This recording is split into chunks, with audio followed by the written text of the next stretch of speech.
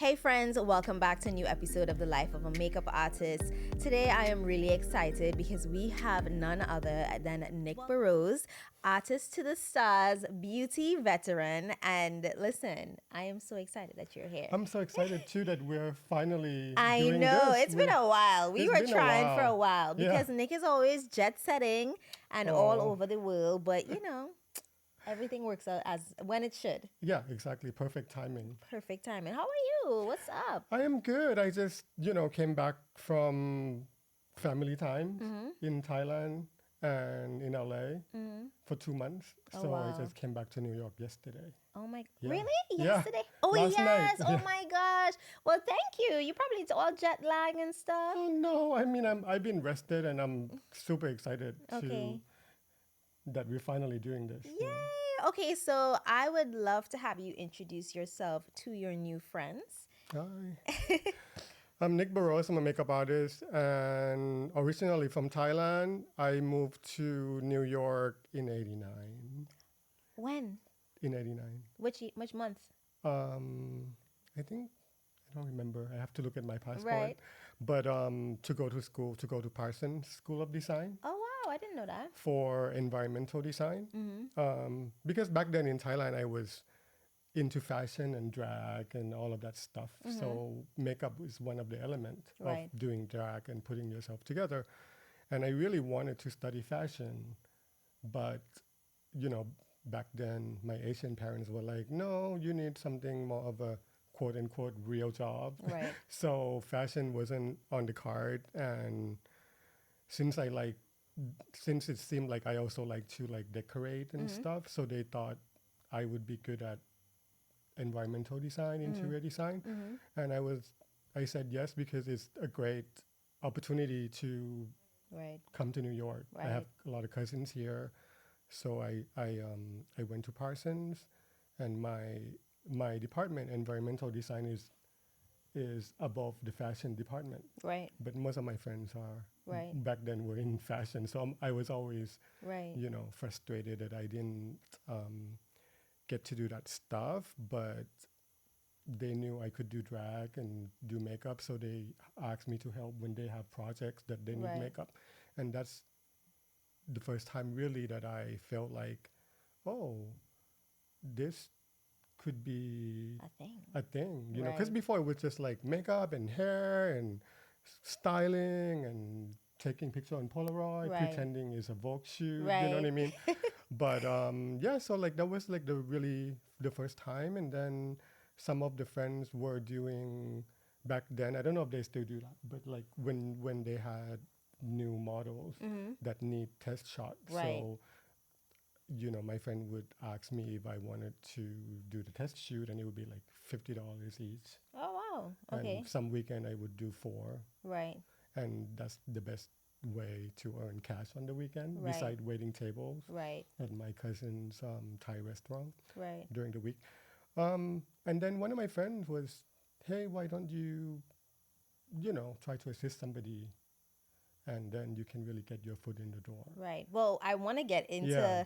the Kevyn Yeah. stories, but I just want to take it back a tiny Yeah. bit. When you were in Thailand, were you playing a lot in makeup? Like, how were you exposed? Because obviously, fashion and makeup goes hand in hand, but Yeah. sometimes, fashion people don't touch makeup Yeah. sometimes. So, Yeah. how was like your first introduction into like makeup? Definitely my first introduction into makeup, beauty, and fashion was definitely my mom and my aunts, because my mom is actually really good with makeup. She's so good at it that when family had weddings and stuff, she's often asked to do makeup for the relatives. Right. But she's got really light touch, but she Right. have really great taste with colors. I remember she's more fair than me, but I remember Right. in the 80s when I was a little gay boy growing up, I would go into her makeup and completely destroyed it. Like Would she get mad though? she was, but then Right. now I made up for it by, you know, A lifetime supply of all the Yeah. beauty she could ever yeah, imagine. yeah. I remember, she used to wear color. She's fair, but she it was the 80s, so she would wear like blue eyeshadow, but it was done really simple, and then like red lips, and it was her like Yves Saint Laurent palette, like in Right. the 80s where it's the big palette that you pull out and there's like Right. All so the many yeah. colors and then they tell you which one to go where. Right. So I feel like that was definitely my first intro into makeup and Right. colors and all of that stuff. And then also I went to all boys Catholic school, Mm-hmm. and a lot of my gay friends, including myself, we would experiment with drag. Mm-hmm. So that's really where I really, really learned Right. to do makeup was on myself and on my friends, Right. and Yeah. pretend we were in a Vogue shoot without Polaroid. I love that. Okay, so you've been introduced to Yeah, beauty. Now you're in New York. Your yeah, parents gave you the option, and you yeah, were like, absolutely. yeah, So you're here now, and you're now with Kevyn Aucoin. yeah. Like, I'm like, can you just give me a little bit of the story, like how Yeah. it happened? Because I'm just Well, it was I didn't I was doing paid tests mm-hmm, for new models while I was still in school, mm-hmm, and then one of my friend who's a photographer that I work with a lot said, "Hey, you should try to assist somebody big so then that way you can get your foot in the door mm-hmm. because that's really how you're going to be get to the next level." Right. And I remember back then, Kevyn Aucoin, I mean, we love him, obviously, but I remember he had this column in Allure, and Mm-hmm. this was before social media, right? Right. So it was a lot of behind the scenes. So it Mm-hmm. was sort of like Instagram before Right. Instagram. Right. So he would he would Post have pic, yeah, and Polaroid with yeah, his like celebrity friends or his family, his mm-hmm. sister. So it's really relatable because that's how I learned how to do makeup too, with on my sisters and and friends. Mm-hmm. So my friend, who's the photographer, who's his name is Gilbert King, who's also happened to be a Pulitzer winning writer Wow. and a photographer, helped me write a letter to him because obviously with my grandma, like ESL, hi, What that did you letter. write in It was just from the heart. So I drafted it up with my ESL, like all the grammars were off. And so my friend Gilbert helped me polish it up. And it just say like, hey, I'm a big fan of yours. the letter? And I would love the opportunity to assist you. And then I sent a bunch of color Xerox Uh-huh. because that was before the Right. internet, I think. Right. So I sent color Xerox of all my work, but it was like paid tests with like too much makeup because Right. when you're starting out, you just want to show people what you can do. Right. So it's like the contour and and then like the picture of myself in drag and my friends in drag, and I think he can relate to it. Right. And I love and I that. still remember I was running. This was before cell phone, so I was running to class, Uh-huh. and then my phone rang, Uh-huh. and it was his assistant, who's a good friend of mine now, Eric, was like, hey, we got your note and we want to book you for this New York Fashion Week. So it was the perfect timing too because he already had Right. all the assistant, but Right. then because of the New York Fashion Week, so he Right. Needed needed more more. people. So I was lucky with the timing and to have all the right support Right. and to actually send a letter to somebody who recognized something similar that he can Right. relate to. So I Right. was really lucky that way that it was like my makeup kit back then was caboodle. Okay, Right. like I had nothing. Right. So But I think the most important part of all of that is that you put yourself out there. You yeah, wasn't like, no, he's too yeah, big. Like, yeah, I'm just gonna try and yeah, see what yeah, happens. And yeah. look what happened. Well, it was like the master class Right. in makeup, and I learned so much more than just makeup, but Mm-hmm. just about how to navigate the industry because Mm-hmm. I think the technical stuff that's easy to learn, right? Right. Like there's a lot of great tutorial you can learn, but I feel like I was really lucky that all of a sudden I get thrown into that world, like Right. the fashion week, or and then after that he would call me for things like, hey, I'm doing this photo shoot for Vogue, but like I have to run afterward, so you're gonna stay to touch up. But then it ended up being like an Irving Penn photo shoot, which is super intimidating. Wow, And that's so like I crazy. just get thrown into these things, and yeah, so it was the best thing that ever happened, Right.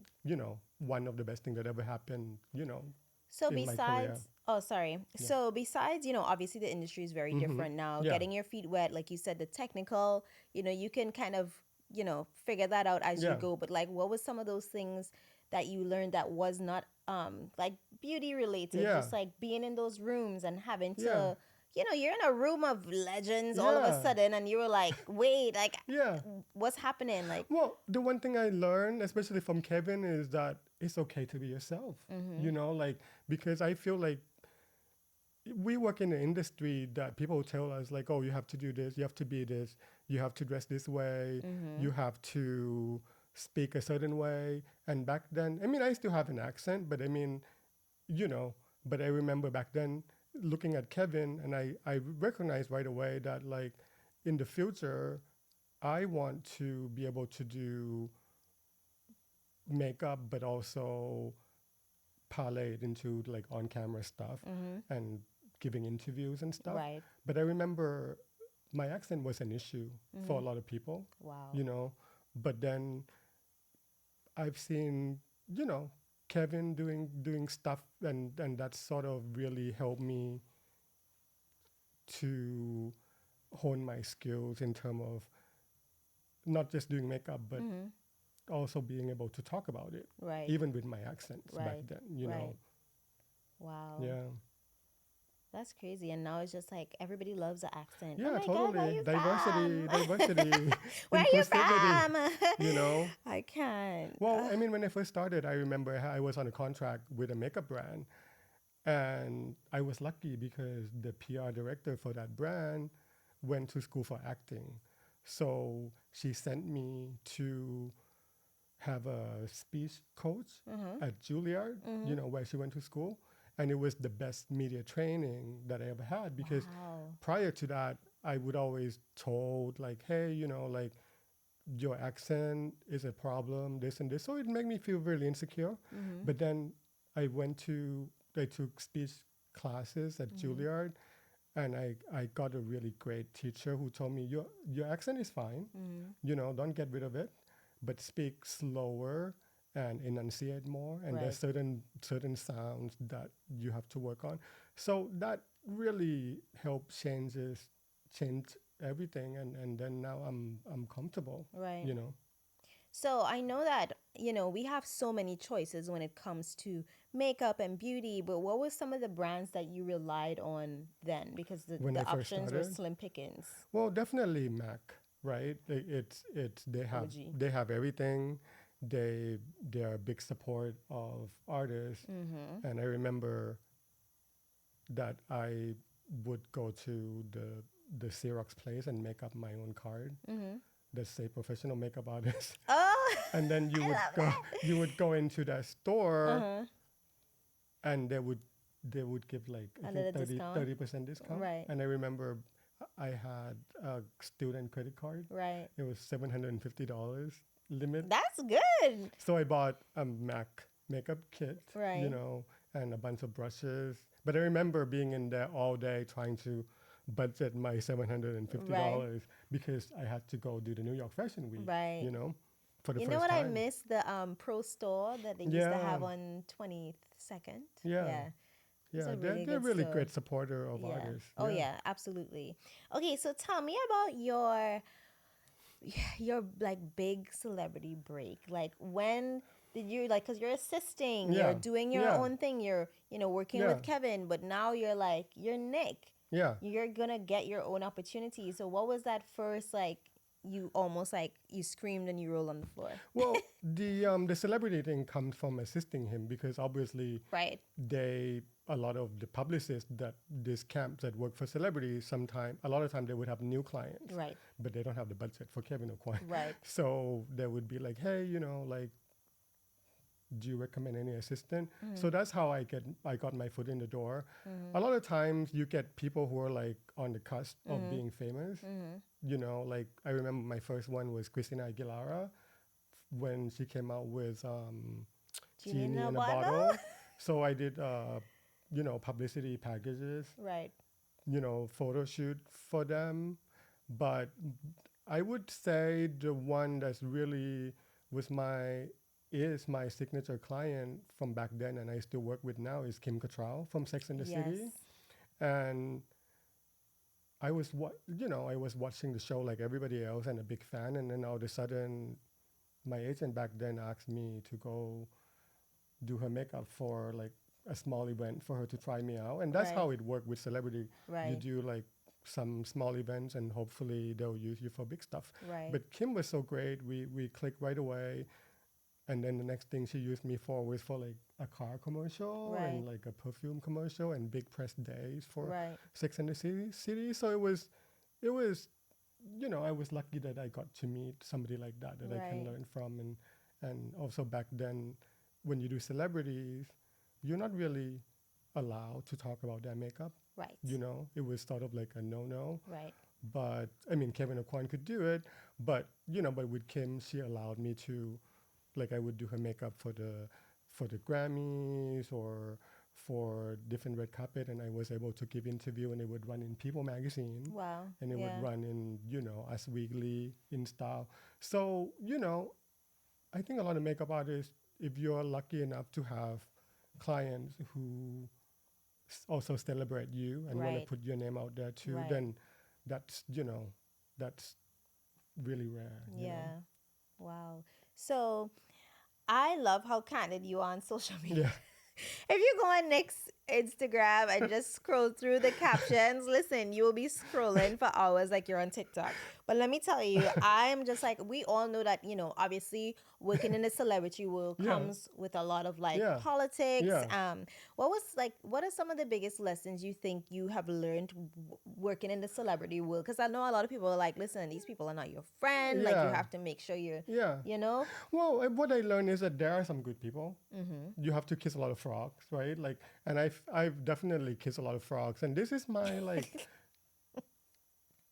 25 plus years of doing this, so I know who and which camp not to work with, Right. because I think all of us, whether if you're new or somebody like me who've been doing around, you can. I mean, also I'm Asian, so I'm very what's the word? You know, I remember my grandma didn't want to get a lot of pictures taken because it's her belief that it's taking away a piece of her soul. And I Really? feel like it's similar to doing makeup Right. in a way, like because when you're with people, especially after 25 plus years, that Right. face is right here. Right. So I feel like I always absorb Mm-hmm. everything, Right. right? Like even if they're moody, even if it's not toward me, Right. if they having a bad day, even though it's not toward me, I feel like I absorb it. Right. So I feel like I have to be careful about Right. who I choose to Right.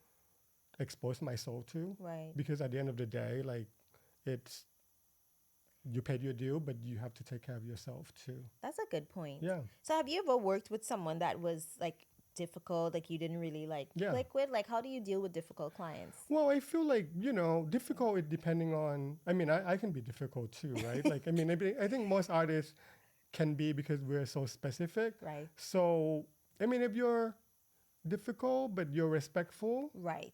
that's different. fine. Then Yeah. then I'm okay to be on your team, Right. and I'm okay to support you. But if you Difficult and rude is a different yeah, thing. and I don't believe in the hierarchy. Like, Right. I don't believe in like celebrities here and then the stylist and then like the publicist and then like hair and makeup At the and nails on bottom. the bottom. Like if that's how you run your game, like don't call me. Right. You know what I mean? Because I feel like I've been lucky enough to work with people who see me on the same level. Right. And that's when I work and operate best, Right. you know? Right. So when you are first working with, maybe someone new, right? Yeah. How do you approach it? Because this is a new person. Yeah. You're like, obviously there's naturally you might have nerves that comes Yeah. with it. I mean, I know you've been doing Yeah. this for so long, Yeah. but like, what would you tell, an artist that is probably listening to this right Yeah. now? Like, how do you approach that new client for the first time? Well, I think you have to do research. I mean, if you're working with somebody new, which I prefer because it's a clean palette and I can put my 2 cents into it versus if you work with somebody who's been around and they use other makeup artists before, then you sort of walking in and filling in somebody's shoes. Right. And then, you still want to push your idea, but sometimes it's difficult. Like Right. a good example is Lupita, who's I've been working with since before she won the Oscar, right? Crazy. So she was very open. So when did her makeup for the first time, I remember it was red lips, like she wasn't afraid of colors. And then I did some blue eyeliner. I did a bunch of different things. So we had fun trying things out together. Right. And, it's an ideal relationship because you get to play, you get to, to have fun together Right. and experiment. Right. Because at the end of the day, I don't want, even though people call me celebrity makeup artist, but I feel like I'm doing so many different genre, Right. and if I really count like celebrities I work with all the time, I can count them in one hand, Right. Um, I wouldn't want the kind of job where I work with celebrity who's gonna wear the same lipstick all the time. You know what I mean? Because I think I would get Because bored. that's my signature look, okay? Yeah, but I feel like it's everybody have their own thing, right? Right. You want to So, experiment. You yeah. want to use the makeup that you Yeah. have. But also as an artist, you have to be smart too about, because of course, yeah, I'm showing up to collect my check, right? Right. Yeah, That that's part. why I'm doing this. You're showing up to collect your check, they're paying you, but at the same time, you want to be able to show people what you can do Right. because that's really gonna, get the brand to notice you, Right. gonna get you to do other things because it's hard to make money with just doing makeup Same. on Right. even a celebrity because a lot of them are not famous enough to get big budget, right? Right. But you do it and you get the media coverage. But then hopefully the media coverage is about something exciting so that the brand will want to work with you. Right. So you have to be smart about all of those things. Right. Otherwise you get stuck doing the same thing over and over again and you get underpaid Right. and underappreciated. Right. Then they're know? like, yeah, book them all the time. Yeah, They're cheap. exactly. Yeah. Yeah, you got to show that you have range. Yeah, you do. I mean, it's just to keep it exciting, I mean, Right. hey, this is year 25 plus. Like I want to feel fresh, you know. Right. So how do you maintain, like, is there, I guess it depends, but Yeah. how do you maintain, like, you have your clients that you're Yeah. working with and the industry changes. Yeah. Sometimes they're like, no, we want to use this new person. Right. Like, how do you maintain the relationships with your clients? Well, I mean, it's to tell you the truth, it's very natural. I don't think about those things Right. because I guess you win some, you lose some, Right. right? So I've done like really horrible things happen before because fame is a desperate business, right? Right. Like we all know that it's a lot of time it has nothing to do with you. Like a lot of time, especially these days, the way publicists pair their new talent with artists is, big makeup artists or big hairdressers become the exposure that these Right. new girls are getting, right? Right. So if they have a project coming out, it's like, okay, this week, let's put them with Beyonce makeup artist. Oh, next week, let's put them with Rihanna makeup artist. Right. Oh, this week, let's put this actor, which is fine, know, Right. but I'm interested more in long-term relationship. Right. And then my clients work with other people too, but I'm just not interested in being spread around like that. I think it depends on what you want, Right. I mean, some people want to work with new people all the time, so they have something to post on Instagram, Right. But I'm more interested in long-term relationship because it's like less exhausting, Right. right? Like, and I know, like, I'm not just like, oh my God, are they going to use me? Like, I usually know if my client's going to use me 2 months Right. in advance. Right. That's why I can go home to Thailand Right. and not worry. Right. You know what I mean? And that's, but I paid the due. Right. So I feel like, but I feel like in terms of maintaining relationship, it's, don't try too hard. You know what I mean? Yeah. If you're going to get along with people, you're Right. going to get along with people because Yeah. a lot of times it can feel like walking on an eggshell. Yeah. But I don't ever want to be in that situation. Yeah. So that's why I'm so candid on Instagram because Because you don't get then too they're like, mad. whoa. They're like, what's your bio on Instagram? If it's not about money, don't DM me or something like No, that. I think it was like, Wait, let me check. I It's forgot. so I sent it so hilarious. many times. Oh my God, no, I have to pull it up. You guys have It to. was like a biggie, like fuck bitch get money. It's on my makeup kit as well. Oh my, is it Biggie? No. Yeah, Oh no, yeah, no, yeah. allergic to big egos with low budgets. Only Yeah. here to get Hey, paid. Spare me your stub stories and other just DMs. gotta put Unless it, it's about me getting paid with a money emoji. gotta put it out there, you know, like, listen, That is hilarious. it's better to be forward. Yeah. People need to know, Right. like, we're not, as makeup artists, that just not showing up and just like being abused, you know, Exactly. Yeah, because like, it's like you said, the hierarchy of things yeah, is like the makeup artist on the yeah, bottom. They want you to like, you pay your dues. You're yeah, backstage on your yeah, knees doing yeah, bodies, yeah. We're doing not a what you pap could. You shoes, know what I like, mean? yeah, Like, so but okay. So now you mentioned just now yeah, that you went to Thailand and stuff. yeah, Like, how do you maintain your mental health and happiness?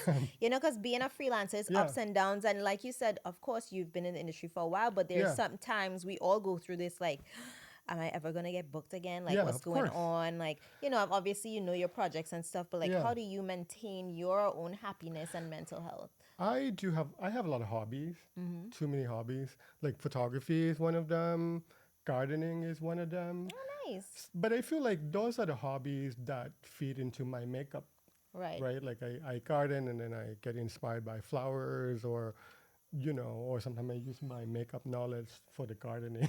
Oh, nice. And I was in Thailand for 2 months and I was in my parents' backyard getting my hands dirty with dirt and stuff. Mm-hmm. But that's almost kind of like feeling like playing with powder and Right. things, you know? Nice. So yeah, so I think it's great to have hobbies. Like you don't have to wear your makeup artist hat all the time. Right. I feel like especially these days with social media, it can be distracting because you wanna like there's always a pressure of like producing all the time, but then Right. like what are you producing? Like sometimes it's great to kind of step back Mm-hmm. and then get inspired. Right. So you can come back and feel like, wow, like I have a new perspective Right. instead of constantly Going. doing like Yeah. new actresses so that in their hotel room so that you can post the picture with the Right. makeup light, Right. with the same makeup all the time. So I Right. feel like it's important to constantly get inspired. Right. So having hobbies is great. Yeah. I like to say disconnect to reconnect. Yeah, exactly. Sometimes you just gotta step back. Exactly. So, what are some of the products that you swear by? I know you've worked with so many Yeah. brands, Lancome, Armani, but like you are working with like your Lupita, any one of your best, like your biggest Yeah. clients, and you're like, I need to have what works. Well, one of my favorite is the Serge Lutens primer. Mm-hmm. It come in a small little Oh wow, black I've never used package, it. and it's it's really matte, so you don't Oh need a wow. lot of it. And on the red carpet, it's great because then the T-zone is matte Mm-hmm. and it stay pretty well. It look really great under the makeup, Mm-hmm. and I just love him. So like Right. again, like I always have makeup in my makeup kit that are from the makeup artists that I Mm-hmm. inspired by, whether Mm-hmm. it's Serge Lutens, Kevyn Aucoin, Mm-hmm. Frank Sonars, Mm-hmm. Lisa Eldridge. You know what I Right. mean? So like it's nice to have. I mean, if you follow me on Instagram, like once in a while I would post my kit and I would have like Money Cat to Right. remind me to make money. Right.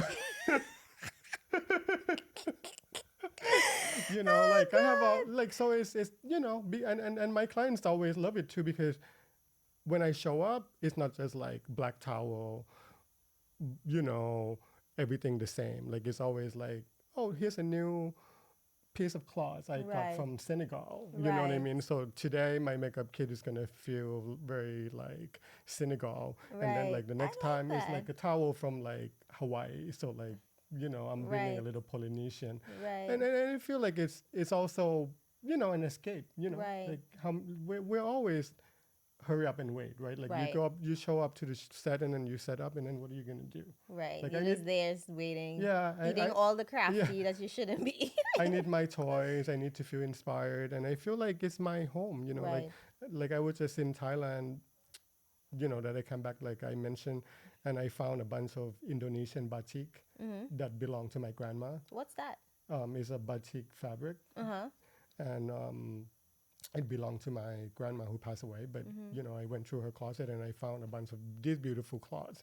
So I brought them back, and I'm gonna use them Oh, that's too. so nice. I have a little piece of her Yeah, with because you. also like a lot of time is like you said, like how do you calm your nerve when you work with new people?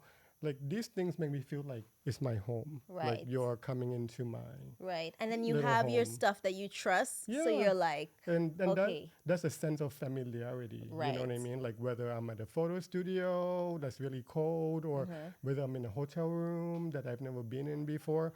Like, but when you have those things to remind you of home, or Right. a sense of familiarity, or a sense of escapism, I feel like it really helped me to get inspired, Right. and sort of be more like myself. Right. You know? Yeah. I love that. Yeah. So what's in your little red carpet touch up kit? In my little red carpet touch-up kit, I I love this. Um, Let me start again. Let me think. How many things do you want? It doesn't matter. Okay. Whatever you want, put in there. Blotting sheets, Okay. whatever. So in my red carpet touch-up kit, definitely tatcha blotting paper. Okay. It's really chic. It's Japanese. It's elegant, Yeah. and I'm Asian, so what can I say? I just like I always like a little Asian touch Right. in my kit. So that's always in my kit. And then the Kiehl's Shine Free Lip Balm, Oh, which is nice. great because a lot of times with the lipstick it can get dry, right? And it can exacerbate any And then type you of have to touch it up. But yeah. if you use a lip balm that's too rich, then it changes the texture, Right. especially if you're going for matte. Right. So that one is really great because it's hydrate the lips, which I probably need right now. My lips so dry. And then You're good. the MAC blotting powder. Mm-hmm. It it comes in like light, medium, Dark, dark, dark tea. dark. So that's always really great because it doesn't cover the makeup and Right. it takes the shine away. So I love that. Right. So if what if the powder can't fit in their thing? Do you put it in a little puff? Oh, I make them carry it. Oh, you're like I'm you're gonna fit this or else. and like stylists always give like little purse that doesn't fit anything. But then it's always like whoever that's going with my client, like, okay, can you hold this in your suit pocket for Right. her? Or, Yeah. or the publicist friend of mine would hold Right. it. I always make them take it. Right. I love that. And I always text too, like, powder yourself before you come out of the car. Yeah, because listen, once those photos Yep. start to you Yeah. just there's nothing you could do at that Yep. point. It's Exactly. like, oh my god. Yeah. So, obviously, the life of a makeup artist Yeah. and we have a lot of people who, Yeah. aspire to do what Yeah. you're doing. What would you tell people who are trying to work, in the celebrity world? I Yeah. understand that, if you might be at the agency or Right. not, Yeah. but what would you tell people that are trying to like get into this side Well, of the world? I feel like don't be too impressed with the whole concept of quote unquote celebrities because you have to demystify it a little bit because the minute you start being impressed with fame and you think, oh, I'm going to work with somebody famous and then I'm going to be famous and then I'm going to live happily ever after, it's not like that, right? Like it's Hell not. no. And you end up getting exploited. And that's happened a lot, for makeup artists and celebrity relationship. Um, I I do think for artists getting into it, try to do different genre, and if you want to do some celebrities, it's great if you end up with somebody that is when you find a perfect relationship. Right. But it shouldn't ever feel forced. It shouldn't even feel it shouldn't feel unbalanced, Right. So try, and also with the celebrity world is everything's moving really quick, right? Like, Right. like they look, some of the new girls, what they do now is they look on Instagram and see like, oh, like I want to use Zendaya makeup artist this week. Let me try that, which is fine. But then like you don't want to be put in that situation where they use you for small things, but then they drop you for the big things, Right. right? Like, so be smart about, you know, because as an artist, you always have to do things for exposure, Right. right? But it shouldn't come at the cause of like, wait, like how come this person used me for small things but not the big things? Right. So I have this rule where it's fine if they use me for small things, but I only allow it 3 times. Mm-hmm. So then after that, like, I mean, it happened before with award season too, where, people would use me for small things leading up to the big things, Mm-hmm. and then misleading that I was going to do the whole thing. Right. So I turned down the other things, Right. which, I mean, it happened, right? Life of a makeup artist, like, Right. but just be aware that, you don't just rely on the celebrity things, because also what come with the celebrity thing is a double-sided sword, Right. right? Like, it's a great way to get media coverage, Right. right? Like, people want to write about celebrity makeup on the red Mm-hmm. carpet and stuff. But at the same time, when you're known as a quote unquote celebrity makeup artist, people people assume you're not creative. Right. So, like, say if your client end up getting like a fashion covers or an ad campaign, Wow. a lot of time those fashion people will try to pull you off of it because they think you're going to show up and do the red carpet makeup Right. for a cover shoot, Right. when they just They're like, want it's like, gonna have so much powder. right. So I feel like, yes, do it. And it's great if you find the perfect celebrities that you click with, but at the same time, try to be as diverse Mm-hmm. as you can, because also with celebrities, they want to work with people who bring something fresh to the table, Right. right? Like, otherwise it get boring because, so like I think it's definitely about finding that balance, but don't think too much about like if you're going to be famous from doing Right. one person, Right. like it's just not a healthy way of looking at it, Right. or pursuing things, because Right. then what happened after that? Like, Right. you have to be able to stand on your talent. Right. I You have a know. friend who is not a makeup artist, but they Mhm. work in the industry, and they said, like, I've been in this industry for so long. I've Mhm. done Vogue covers, I've done all these things, and all these things happened. Yeah. And I thought that it would have blown my career up, and it Right. just never did. And Yeah. that's so interesting. And I Yeah. think that's the best advice that I've ever heard, Mhm. because, like you said, you have to demystify it. Because Yeah. most of the time, if you're doing a ton of new celebrities, you're Yeah. probably not making a lot of money either. And they're not even making a lot of money either, because, like, let's say if you're an actress and you're like on like a series and you're new, or you're in a big movie and you're new, you're not getting paid a lot. Right. You know what I mean? So I feel like it's it's in an ideal world. Hopefully, you can get somebody new who's you can grow with, and they are loyal enough. Right. And then those people exist. You know what Right. I mean? But like I said, you have to kiss a lot of frogs. But then in the fashion world too, like, makeup artists get exploited too. Right. And I feel like the reason why I'm doing more celebrities is because once you have clients that watch out for you, Right. then you get treated like the way you should be treated. Right. You know what I mean? Like but in the fashion world, it's more, unless if you're a big name in the fashion world and you already have your photographer, the big name photographer team that always going to use you all the time. A lot of time it can be kind of like they get a big budget, and then they're just like, okay, we can pick from any of these makeup artists that really want to do this job because it's Right. so prestige. Right. But we this is all we're paying. Right. So then we end up getting the low end of this. I remember I was doing a campaign for this beauty brand that I worked with before. So I know the rate. I know how they're going to travel me, all of that stuff, like, and this is not a princess problem. This is like, if you have the money, Right. pay the money, like, Right. right? Like, give me something fair. So the photographer have his own production company. So then, Wow.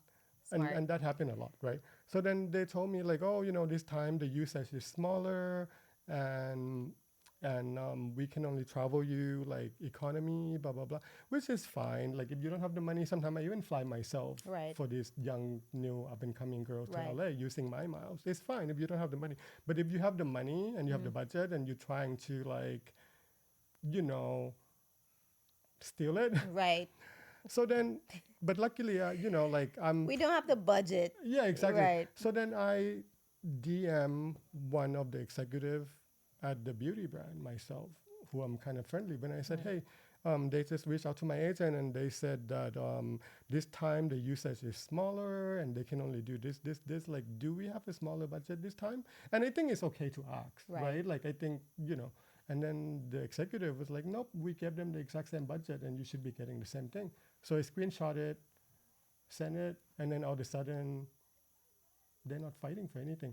So I just think that's that's why as an artist you want the job so badly, but then a lot of times they exploit the Right. you want the job so badly. Right. So that's that's one thing that I think artists should step back and be like, is this a fair relationship? Am I being exploited?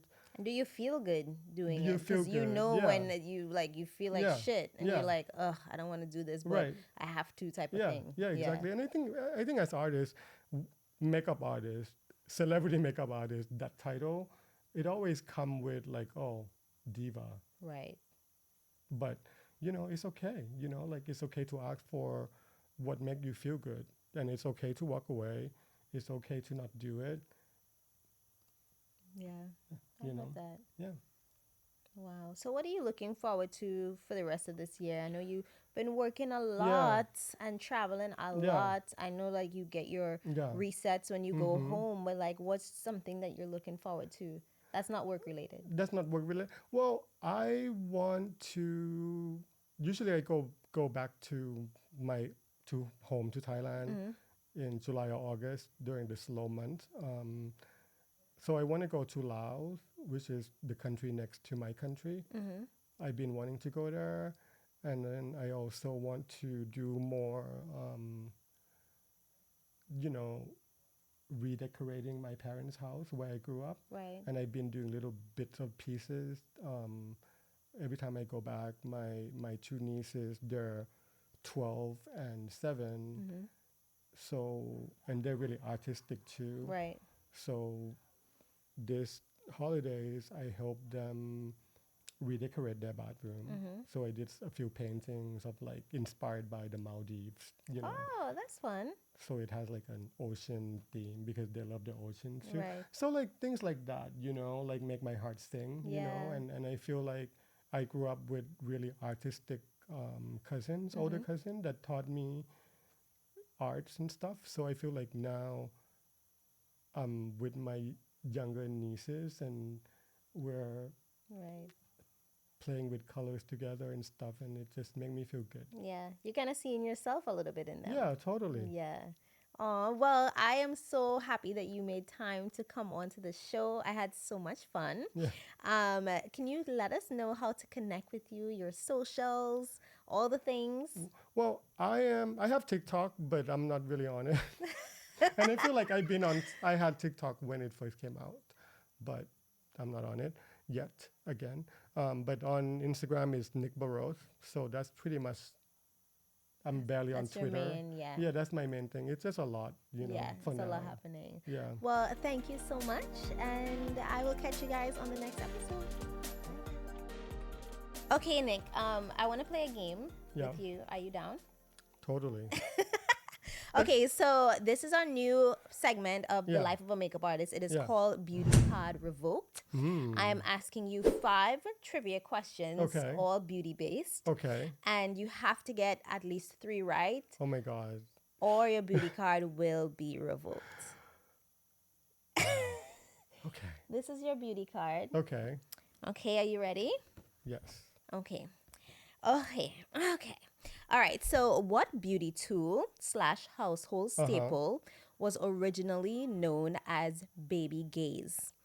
Is it A, cotton balls, B, Q-tips, or C, tail combs? What beauty tool / household staple was originally known as baby gaze? Q-tips. Yes! You like, you're on it. Okay. Cotton swabs. Yes, that is amazing. Okay, so One just down. fun fact, Okay. in 1923, a Polish American named Leo Gertzenzang Uh-huh. invented it. And then in 1926, he called it Q-tips baby gaze. Mm. And then baby gaze came off, and the Q in Q-tips mean quality, which I didn't even know Oh, that. wow.